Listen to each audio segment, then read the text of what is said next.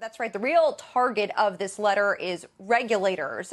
But in doing so, he points out activities taken by Chamath Palihapitiya and David Einhorn and Robinhood amid the whole GameStop volatility saga that took place earlier this year. In his letter, he points to Robinhood saying that it suspended trading in certain stocks because it was undercapitalized. It is possible, he says, that it wasn't following regulatory requirements. A regulatory sanction is probably appropriate, he says. Robinhood declined to comment in response to this letter from Einhorn. With regard to Chamath Palihapitiya and Elon Musk, he notes that, quote, the real jet fuel on the GME squeeze came from Chamath Palihapitiya and Elon Musk, whose appearances on TV and Twitter, respectively, at a critical moment further destabilized the situation. He goes on to say that Palihapitiya controls SoFi. That's been done through a SPAC, a de-SPAC, which competes with Robinhood, he notes, and left us with the impression that by destabilizing GME, he could harm a competitor.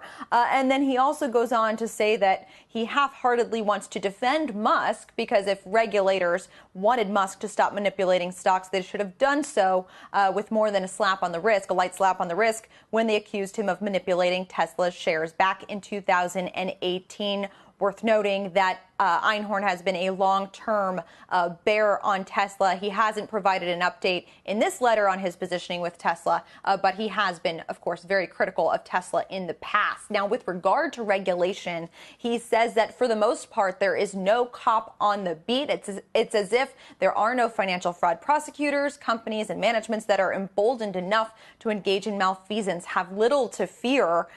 He goes on to say that many who would have never supported defunding the police have supported and for all intents and purposes have succeeded in almost completely defanging, if not defunding, the regulators.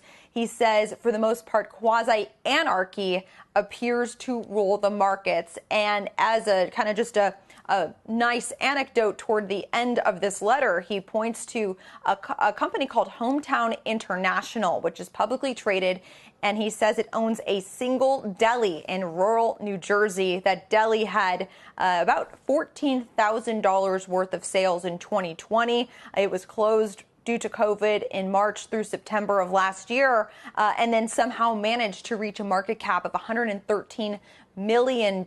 So he points to that as just one more example of some, unique aspects that are going on in the market, and notes, I think, in a joking manner, that it must have some very good pastrami. So an appropriate anecdote there for Power Lunch, perhaps. We've reached out, in addition to Robinhood, to Chamath Palihapitiya and Elon Musk. We have not heard back, but if they do decide to comment in response to this letter, we'll let you know what they say, guys. Wow, really interesting stuff, Leslie. Anything about Archegos in there? Yeah, so he uses the term Archegos, ARCH-EGOS.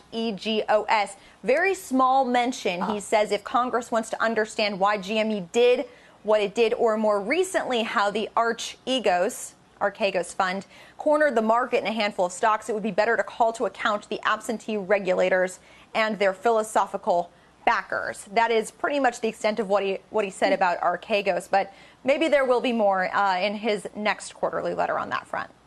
He covered a lot of ground in that letter, it seems. Leslie, thank you very much. Yeah. Thank you.